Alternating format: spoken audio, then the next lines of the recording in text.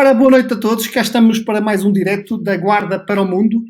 Hoje tenho a imensa honra de receber aqui no grupo de emergência a doutora Marta Nunes. A doutora Marta Nunes está na linha da frente da investigação das vacinas contra a Covid-19 na África do Sul. Curiosamente é da Guarda, estudou na Escola Secundária Afonso de Albuquerque, é filha de 2 enfermeiros, já estão aposentados, mas que continuam a residir aqui na Guarda. É uma das investigadoras portuguesas que está envolvida na investigação sobre a Covid-19, como eu referi, e de possíveis vacinas eficazes contra a doença e as suas variáveis. Trabalha no Hospital Chris Ani Baraganath, se eu depois estiver errado, por favor, corrija-me, e na Unidade de Investigação Science and Infectious Disease Analytics, em Joanesburgo, onde reside desde 2009. Depois de ter vivido nos Estados Unidos, onde fez o doutoramento em neurociências, e em Paris, onde fez o pós-doutoramento em malária. Marta Nunes tem estado a liderar alguns estudos sobre a Covid-19 na unidade do Hospital Chris Ani, na África do Sul, neste que é o maior hospital da África e que investiga fatores de risco de doentes que ali chegam ou o impacto da doença em grávidas. Na sua unidade também se fez o estudo à vacina da AstraZeneca, que levou à suspensão temporária dessa vacina no país. Muito boa noite, doutora Marta. É um enorme prazer. Deixe-me dar os parabéns por esta investigação e deixe-me dizer que também é para mim um enorme orgulho e será para todos os que nos acompanham, tê-la aqui hoje, porque é o nome da Guarda. Muito boa noite. Boa noite, Pedro, e boa noite, Guarda. Quem me dera estar aí, mas pronto, infelizmente estou aqui no outro lado e sim, muito prazer de estar aqui. A primeira questão que eu lhe fazia, que não tem nada a ver com a Covid, mas qual é que é o sentimento que tem neste momento ao saber que do outro lado temos milhares de pessoas que são da Guarda e que é a sua cidade, aqui da região? Como eu digo, eu tenho a ansiedade de estar aí, quem me dera poder estar na Guarda e ótimo, estou muito contente de poder estar aqui à conversa consigo e que as pessoas da Guarda possam estar a ouvir. Ok, então vamos dar início à nossa entrevista, que é, qual é que é o que é que se sente quando se faz parte de uma equipa de investigação da Covid-19? Bem, eu já há bastante tempo que estudo doenças infectocontagiosas e principalmente doenças do foro respiratório. Portanto, para mim, há um ano, quando surgiu esta pandemia, era mesmo, pronto, o laboratório que agora era o mundo, era ter uma experiência destas, quando se estudam doenças infectocontagiosas, é realmente um sonho que se torna realidade, pronto, apesar de ser uma pandemia, pronto, e não ser uma coisa pela positiva, para a minha carreira científica está a ser mesmo extraordinário, é mesmo fazer ciência em tempo real e, portanto, para a minha carreira está a ser muito excitante. Muito bem. Eu gostava, certamente que acompanha a pandemia à escala mundial e aquilo que está a acontecer em Portugal, gostava de ter uma visão sua sobre aquilo que, relativamente à situação, por exemplo, Portugal está neste momento, os números estão a desacelerar, mas no mundo existem alguns sítios onde estão a acelerar. Como é que uma investigadora olha para aquilo que está a acontecer? Pedro, eu acho que é como toda a gente, há tantos números, há tanta informação hoje em dia que às vezes é um bocado difícil manter a informação atual e manter-nos a par de tudo o que está a acontecer. Portanto, eu tento, sim, saber o que se passa em Portugal, o que se passa no resto do mundo, mas sim, olho para os números como olha outra pessoa, quer dizer, para a minha investigação específica, eu estou mais focalizada aqui no evoluir da pandemia na África do Sul e o que está a acontecer aqui na África do Sul. Mas pronto, sim, diariamente leio as notícias mundiais e quando estive aí em Portugal no Natal, sim, seguia os números da pandemia em Portugal. E realmente foi estranhíssimo que em Portugal esta segunda onda, esta segunda vaga da Covid foi tão dramática. Acho que era uma coisa que que ninguém estava à espera, principalmente porque Portugal teve uma primeira vaga tão fraquinha, não é? De que não houve tantos casos, estava a ser um tão grande exemplo na Europa e no mundo, e depois houve assim uma segunda vaga tão alta. Portanto, isto são coisas que a gente não pode prever. Portanto, é tal coisa, é vivermos os dados em tempo real, são coisas que realmente não poderíamos prever. Eu pedi-lhe, eu já estive a ler algumas coisas, duas entrevistas que deu, uma ao público e outra, penso que à RTP. Eu gostava que pudesse fazer assim um pequeno resumo do qual é que é o seu trabalho neste momento relacionado com a Covid para quem nos está a ouvir.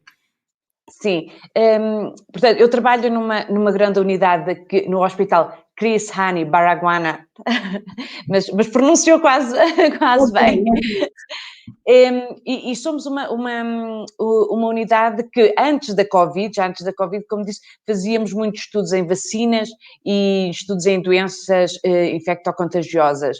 Portanto, agora, quando a Covid começou, mesmo antes dos primeiros casos serem detectados aqui na África do Sul, nós começámos logo a fazer estudos da Covid aqui na África do Sul. E estamos a fazer muitos estudos. Eu podia estar aqui horas e horas a falar dos diversos estudos que estamos a fazer, mas os estudos que eu estou diretamente a liderar aqui são estudos de pessoas que estão internadas neste hospital, e realmente estamos a estudar porque é que algumas pessoas aqui na África do Sul, como no resto do mundo, umas pessoas têm uma doença menos grave e outras pessoas têm uma doença mais grave. E principalmente aqui na África, porque há fatores de risco que são tão diferentes dos fatores de risco, por exemplo, que há na Europa. Há uma grande taxa de co-infecção com tuberculose, há uma grande taxa de co-infecção com o HIV, a obesidade também é muito maior do que nos países da Europa. Estamos a ver se estes outros fatores de risco realmente são de grande peso aqui nesta população. Depois também estamos a fazer um grande estudo em mulheres grávidas, como já referiu, e estamos mesmo a tentar ver se durante a gravidez, se houver uma infecção com a Covid, se a mulher grávida tem um prognóstico pior do que uma pessoa que não estiver grávida, ou se o bebê é afetado, o desenvolvimento do bebê em útero é afetado durante esta infecção ou não. E estou super excitada porque estamos agora, neste momento, a fazer a análise destes dados. Portanto, daqui a uma semana ou assim vamos saber sobre este estudo das mulheres grávidas. Depois também fiz um estudo em profissionais de saúde, que, como em todo o mundo, aqui os profissionais de saúde realmente tiveram um risco muito elevado de Covid e de doença séria, portanto, doença grave, e fizemos um estudo no hospital, portanto, neste grande hospital, com os profissionais de saúde deste hospital. Pois realmente são então os estudos das vacinas, que na minha unidade fizemos 2 estudos de vacinas, uma da AstraZeneca, que acho que foi a que foi mais publicitado, o resultado desse ensaio clínico, e fizemos outro estudo que foi com outra vacina, que era a Novavax, que era, pronto, outro candidato para vacinas, porque os resultados foram ligeiramente melhores, mas que é uma vacina que ainda não está a ser usada em parte nenhuma do mundo. Portanto, os resultados saíram há relativamente pouco tempo. E pronto, são mais ou menos, resumidamente, são estes os estudos que estamos a fazer aqui. Depois estamos sempre... Olhar, recolhemos imensas amostras, todos estes participantes nos nossos estudos, e olhamos para predisposição genética, para a resposta imunitária, quer às vacinas, quer à infecção com o vírus, e pronto, temos congeladores e congeladores cheios de amostras que recolhemos durante o ano que passou. Muito bem. Estava aqui uma mensagem para si. Elizabeth Neto. É a minha prima. Ok. Betinha, beijinhos. Eu li que numa dessas entrevistas que deu, que dizia que o mais importante é ter vacinas que funcionem com todas as variantes. É possível ter uma vacina que funcione para todas as variantes ou tem que ser diversas vacinas? E depois, se acredita na eficácia destas vacinas, conseguidas em tempo recorde, isto fala-se muito, mas também é importante que as pessoas percebam que temos hoje outro conhecimento, outra tecnologia que não tínhamos há uns anos. Sim. Bem, eu acredito tanto nessas vacinas que levei hoje a minha vacina. Então, hoje levei aqui, por exemplo, na África do Sul, a única vacina que neste momento está disponível é da Johnson Johnson, e é uma vacina, por acaso, é um bocado diferente das outras, porque é uma que só se leva uma dose. Portanto, enquanto que as vacinas que atualmente estão na Europa e pronto, no resto do mundo são vacinas que temos que levar em 2 doses, esta que está disponível aqui na África do Sul é uma vacina que só com uma dose. E realmente, pronto, acredito que sim. E uma informação que tem que ser passada é que estas vacinas foram feitas em tempo recorde, porque foi um número recorde de cientistas a tentar investigar estas vacinas. Portanto, havia tanta gente a trabalhar ao mesmo tempo para o mesmo bem comum que realmente foi conseguida uma resposta mais rápida. Depois, realmente, também foram feitos outros mecanismos, por exemplo, de poder-se licenciar, registar uma vacina que com outras vacinas e com outros medicamentos demora muitos anos até, e como era uma situação de emergência, os conselhos de ética e os conselhos reguladores realmente fizeram isto em tempo recorde. Portanto, nós costumamos dizer que o desenvolvimento das vacinas da Covid, em vez de terem sido feitas de uma maneira faseada, foram feitas em paralelo, portanto, estavam de uma maneira em paralelo, diversos mecanismos do desenvolvimento estavam a acontecer ao mesmo tempo, portanto, sim, não tenho dúvidas que por terem acontecido tão rapidamente, estas vacinas têm menos eficácia e mais problemas do que as outras. Não é verdade. Já me respondeu à próxima questão, que era se já estavam aí a vacinar. Existe também um plano de vacinação? Quem são os utentes prioritários? Funciona um pouco àquilo que tem acontecido em Portugal? Portanto, agora aqui na África do Sul só estamos a vacinar os profissionais de saúde e aqui está a acontecer uma coisa um bocado diferente. Portanto, como se sabe, a África do Sul tinha recebido vacinas da AstraZeneca, e a AstraZeneca, no estudo que foi feito na minha unidade, realmente mostramos, mas isto foi um estudo pequeno, foi um ensaio clínico com 2.000 pessoas, portanto, mas vimos durante esse ensaio clínico que realmente a vacina não protegia contra uma doença, ligeira, contra a doença que não fosse severa. E não protegia porque na África do Sul, neste momento, temos uma nova variante, não é? Se fosse com a variante do vírus da original, com a variante original, a vacina funciona muito bem. Portanto, na Europa, creio que a AstraZeneca está a ser usada e muito bem, porque a vacina funciona muito bem contra o vírus original. Aqui no nosso estudo da África do Sul, realmente vimos que esta vacina não protegia contra a variante aqui da África do Sul. Portanto, a África do Sul tinha comprado 1 milhão de vacinas da AstraZeneca e então parou o plano de vacinação com essa vacina, e o que aconteceu é que uma vacina que também tinha sido testada aqui noutro ensaio clínico, a da Johnson Johnson, tinha mostrado melhores resultados contra esta variante. E então é essa vacina da Johnson Johnson que estamos aqui a usar agora na África do Sul, mas é uma vacina que ainda não está registada. Portanto, estamos a fazer aqui um estudo, apesar de estar-se a vacinar todos os profissionais de saúde, é um tipo de estudo que eu hoje, quando fui vacinada, tive de assinar um papel a dizer que estava a dar consentimento para os meus dados serem usados portanto, ainda não estamos propriamente a usar esta vacina no Sistema Nacional de Saúde e no plano de vacinação. Mas o plano é que sim, que mais doses desta vacina e de outras venham para a África do Sul. Os profissionais de saúde estão em prioridade e depois, como aconteceu na Europa, serão pessoas de idade e pessoas com fatores de risco. Bem, tenho aqui uma questão do amigo António Bidarra, que pergunta porque é que a Europa optou por uma vacina em 2 doses e na África do Sul e outros países optaram por uma vacina de apenas uma só dose. Sim, portanto, a única vacina que neste momento é de uma só dose é esta da Johnson Johnson.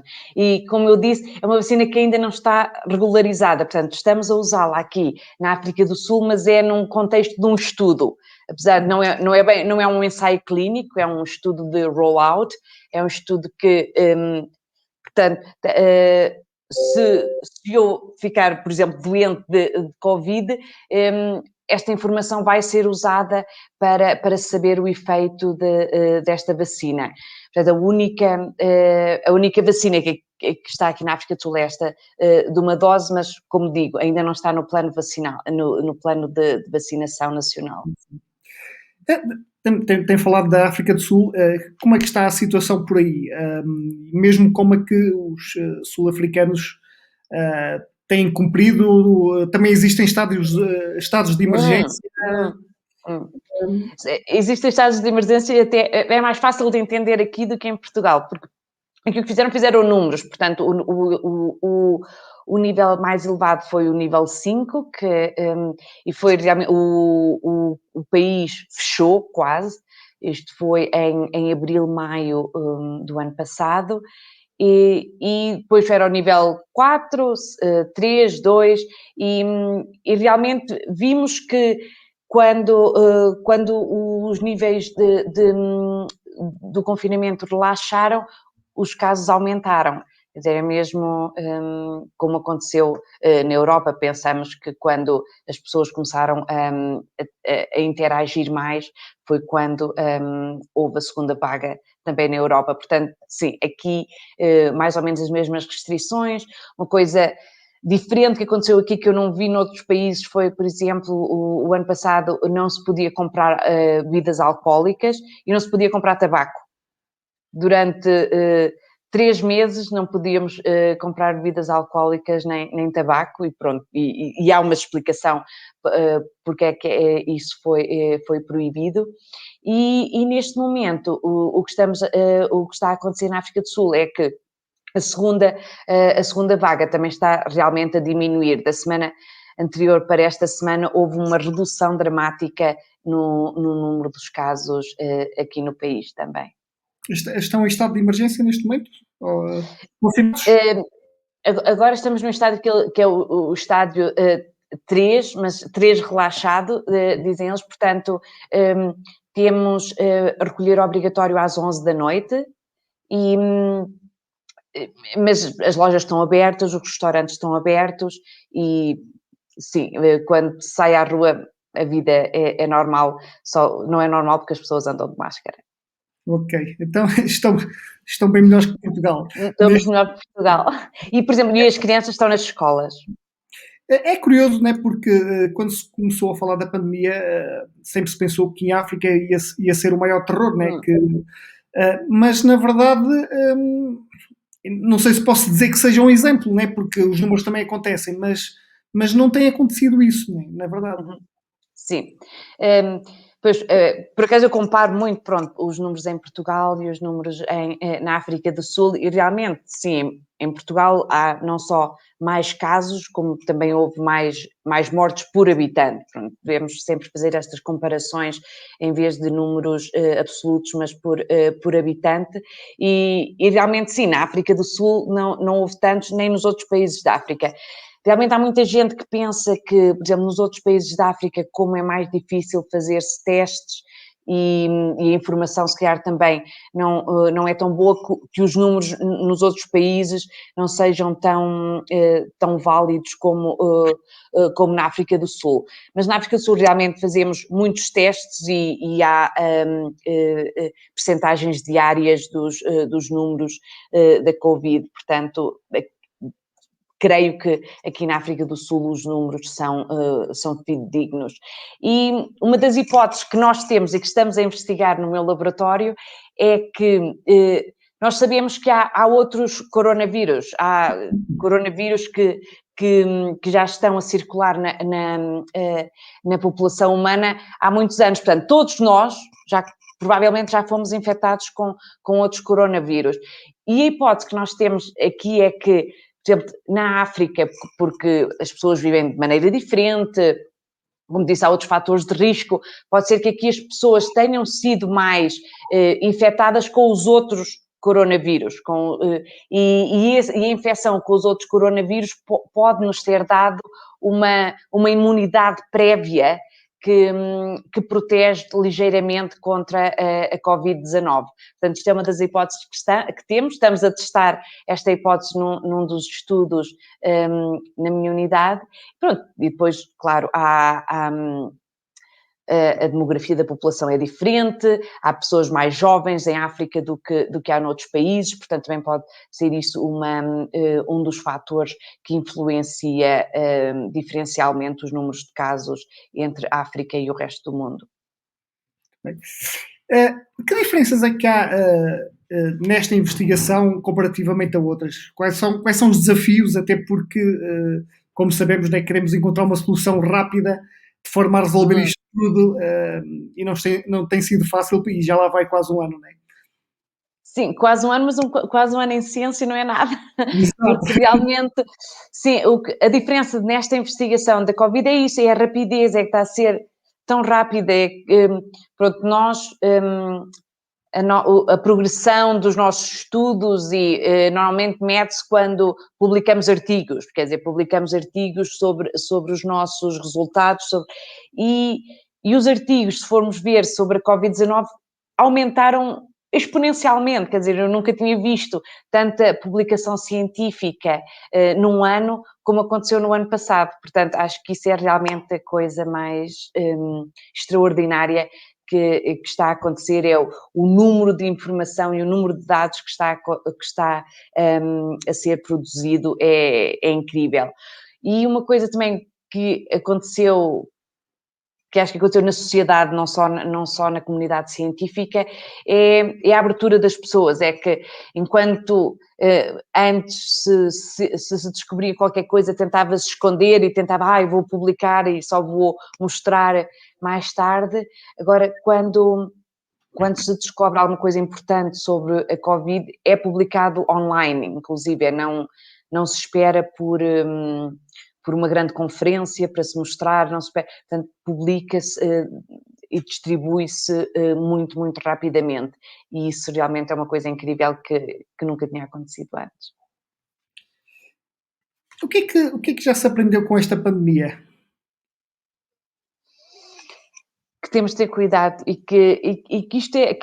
nós que estudamos, pronto, vírus respiratórios, isso, sabíamos que ia acontecer que as pessoas, como viajam muito, há muita interação entre pessoas, portanto, ia ser muito fácil se realmente um vírus que se espalhasse rapidamente entre a população humana e se fosse um vírus que fosse... o contágio fosse tão fácil como é com o coronavírus, que ia acontecer uma pandemia, que ia acontecer. Eu acho que o que nos está a mostrar a Covid é isso, que não é a ficção científica, é que isto acontece mesmo.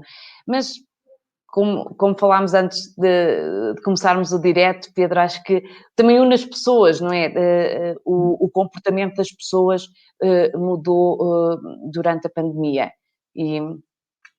Pronto, se queremos trazer algumas lições bonitas da pandemia, acho que também é isso, que as pessoas se uniram e começaram a comunicar de maneira diferente.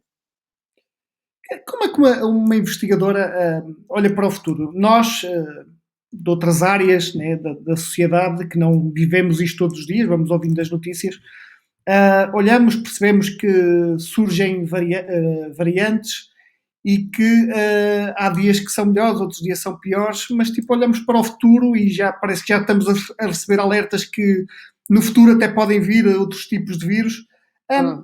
como é que uma investigadora olha para aquilo que pode vir aí a seguir? Penso, sim, quer dizer, eu olho como olham as outras pessoas, quer dizer, acho que, mas sim, acho que podem vir vírus piores do que o Covid, quer dizer, e a Covid, pronto, é de fácil contágio e realmente os números são extraordinários, mas realmente é um vírus que a mortalidade não é assim tão elevada, não é? Que realmente há muitos casos, há muitas pessoas positivas, mas a maior parte das pessoas que está infectada com Covid ou é até completamente assintomática ou são pessoas que têm sintomas bastante ligeiros, a maioria, não é? Portanto, sim, pode ser que vírus mais não quero pôr um alarme nas pessoas, mas sim, pode ser que vírus piores do que a Covid apareçam no futuro. Mas não penso nisso para o futuro, quer dizer, acho que vamos conseguir não digo eliminar, mas vamos conseguir contornar esta pandemia que estamos a viver, com a ajuda das vacinas, com as pessoas continuarem a ter respeito umas pelas outras e usar máscara e o distanciamento social, e acho que vamos conseguir voltar ao normal brevemente. Aqui a amiga está ali e pergunta se vê a trabalhar em Portugal nos Se próximos tempos.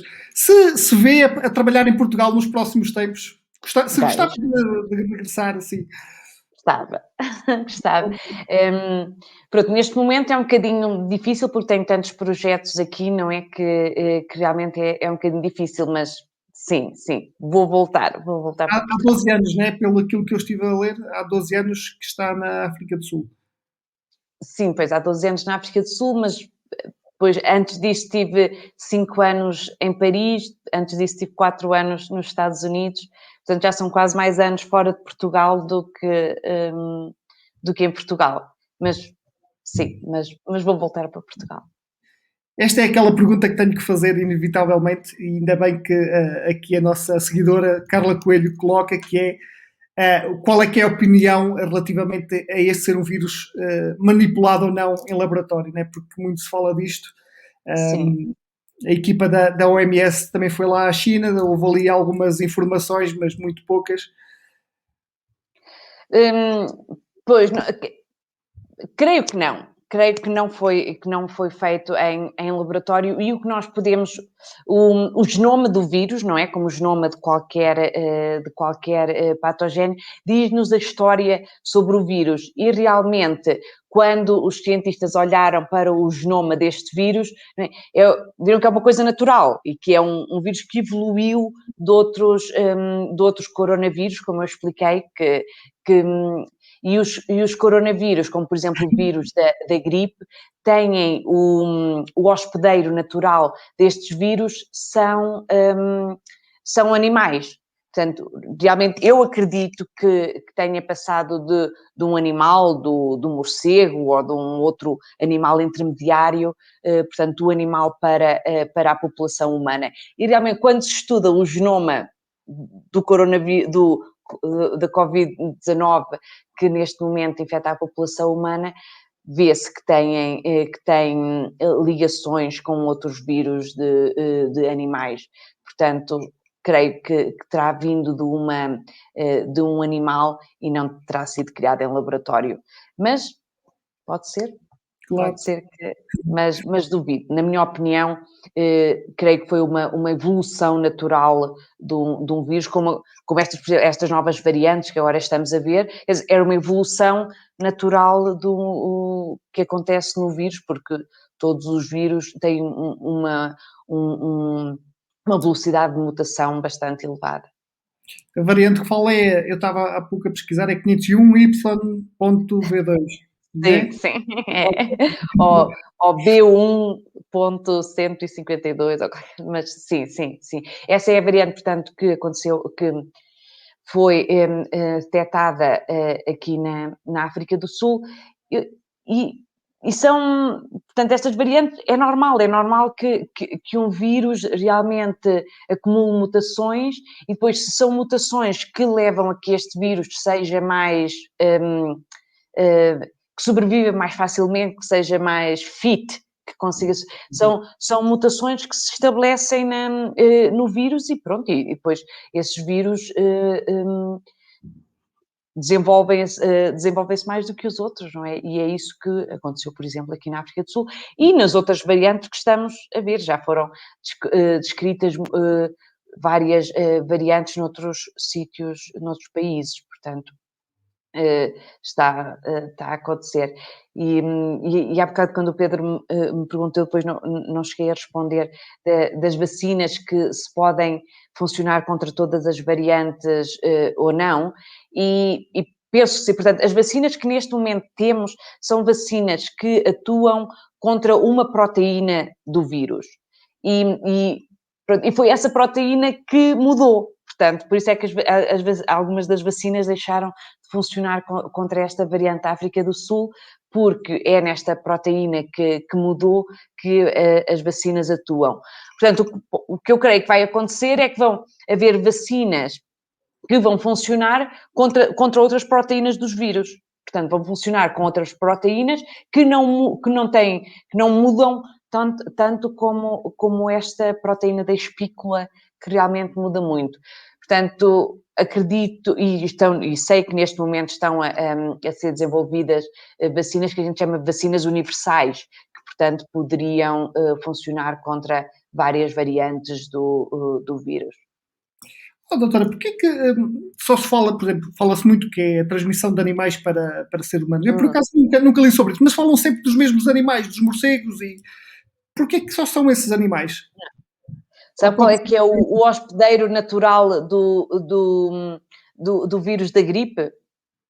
Não faço a mínima. São pássaros, são gansos e patos e, portanto, são animais que temos no nosso dia a dia, não é? Que, pois, do Covid, sei que também quando foi do vírus do ébola, também se falou que realmente poderia ter vindo de morcegos, não é? Pronto, mas isso é só porque realmente os morcegos foi descrito que realmente podem ser hospedeiros de vários vírus e, pronto, depois pessoas que têm contacto com estes animais pode acontecer a transmissão. E tinha aqui mais uma questão. Já agora, quem quiser colocar questões durante os próximos 5 minutos, já respondeu aqui, já falou dessa questão que é a Ásia e a África são continentes menos infectados. Na sua opinião, isso deve-se aos genes da população ou ao menor número de testes? Pois, como eu referi, que, por exemplo, aqui na África do Sul, realmente não é o número de testes, estamos muito, e comparado com os outros países é normal. Portanto, sim, pode ser uma predisposição genética que protege estas populações, ou como eu referi há bocado, que pode ser uma imunidade que há, pensamos nós, contra os outros coronavírus, os coronavírus normais, que a gente chama, que há uma imunidade cruzada entre estes vírus, estes coronavírus normais e agora a Covid-19.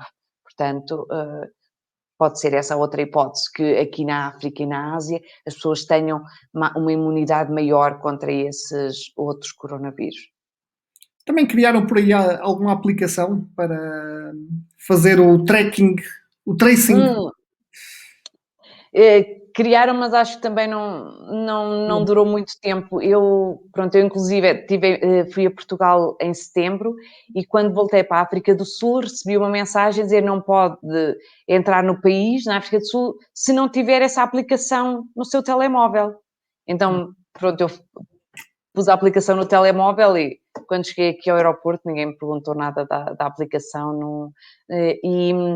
E sim, não se usa muito aqui na África do Sul. Mas creio que em Portugal também houve muitas pessoas a pôr a aplicação, mas depois acho que não foi muito usada, correto? Sim, pronto, foi o que aconteceu em vários países. A aplicação acabou por não ter, digamos, grande suporte em termos de informação, ou seja, apareceu, as pessoas não perceberam muito bem para que Hum, servia. Ainda hoje existem muitas dúvidas como é que aquilo funciona, ou seja, eu percebo porque sou da área da informática, mas as sim, pessoas sim. não percebem como é que aquilo funciona. E depois também tem a ver com a parte da geração de códigos que tem que ser feito pelos médicos e não estavam a ser feitos. E sem os códigos não existe forma de funcionar. Aí também fecharam as escolas, também fechou tudo. Hum.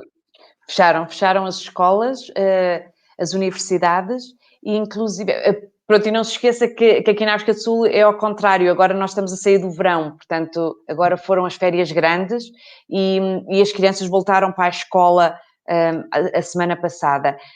As universidades ainda estão fechadas e creio que o plano para a maior parte das universidades é terem aulas online. É, pelo menos pelo próximo mês é aulas online, mas as crianças mais pequenas regressaram à escola, sim. Bem, tenho aqui mais uma questão, que é se a doutora acha que a Covid-19 vai ser uma Hum. pandemia sazonal, como a gripe, em que temos de nos vacinar anualmente. Sim, acho que sim, acho que vai ser isso que vai acontecer. Pronto, e vamos ter que nos vacinar anualmente ou não? Pronto, depende se realmente uma vacina universal for aparecer, podemos, se calhar não vamos precisar de ser vacinados anualmente, mas sim, o que eu acho que vai acontecer é isso, é que o Covid vai ficar um vírus sazonal, que, e provavelmente mais atenuado, portanto, pessoas que vão ficar infectadas com o Covid ainda vão ter doença menos grave do que se tem agora. Portanto, sim, acho que é isso que vai acontecer a este vírus, vai se tornar sazonal e pronto, temos que ou levar vacinas regularmente ou descobrirmos outro tipo de vacinas que sejam mais eficazes contra todas as variantes e que tenham uma longa duração de proteção também. Isso é algo que ainda não sabemos com estas vacinas, quanto tempo é que a proteção dura com as vacinas que atualmente estão em uso. Recentemente apareceu um estudo que indicava que o vírus se podia manter vivo, não é bem vivo, né, mas que podia resistir até 3 dias na roupa. Vocês também Hum. estudam alguma coisa a esse nível? Não, Dos vírus e dos objetos?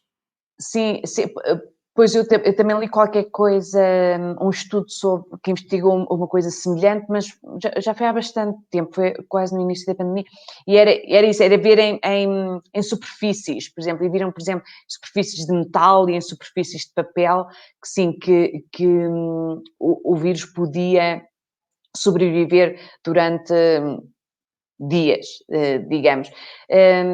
Mas depois uma coisa que também temos que distinguir é o vírus pode ser identificado, podemos detectar o vírus nessas superfícies, mas pode ser que não seja infeccioso. Portanto, mesmo detectando o material genético do vírus nessas superfícies, não quer dizer que esse vírus esteja ainda com o poder ativo da infecção. Ok. Eu sei que já é tarde aí, por isso vamos Já, ter aqui. e amanhã vou para a Suazilândia, portanto, sim. Ok. Então, só como última questão, deixar um conjunto de conselhos, reforçar aqueles que toda a gente já sabe, né? Mas gostávamos que dissesse aqui alguns Hum. conselhos aqui para a nossa comunidade e para quem nos está a ver. Vacinar, esse é o primeiro, portanto, quando tiverem a oportunidade de receber a vacina, acho que toda a gente devia receber a vacina, porque é isso, porque nós temos que atingir uma imunidade de grupo que só se atinge se realmente a maior parte da população for vacinada. Portanto, o meu maior conselho é que se vacinem quando assim tiverem possibilidades. E depois, sim, por agora é continuar a manter o uso da máscara, mesmo pessoas vacinadas devem usar máscara e continuar realmente a lavar as mãos e pronto, o distanciamento social que não é bom, não é, não, mas pronto, que temos que realmente ter cuidado com o contágio que ainda é muito perigoso entre as pessoas. Muito bem, doutora, foi um enorme prazer tê-la aqui hoje. Desejo-lhe o maior sucesso, Obrigada. certamente em nome de todas as pessoas aqui da região. Eu vi aqui muitas mensagens de pessoas que a conhecem. Foi muito agradável conversar consigo, porque da forma clara como falou, da forma simples como falou, e que certamente toda a gente entendeu aquilo que se disse, o que nem sempre é fácil nesta Pois. pandemia, com tanto termo, com tanta informação. Muito obrigado, tudo bom, e esperemos vê-la em breve aqui pela Guarda, ou pelo menos no mínimo em Portugal. No mínimo em Portugal. Espero que sim, espero que sim. Assim que se possa viajar com mais facilidade, aí estarei. Muito Um obrigado. beijinho para Uma todos. boa noite. Obrigada. Obrigada, Obrigado. boa noite.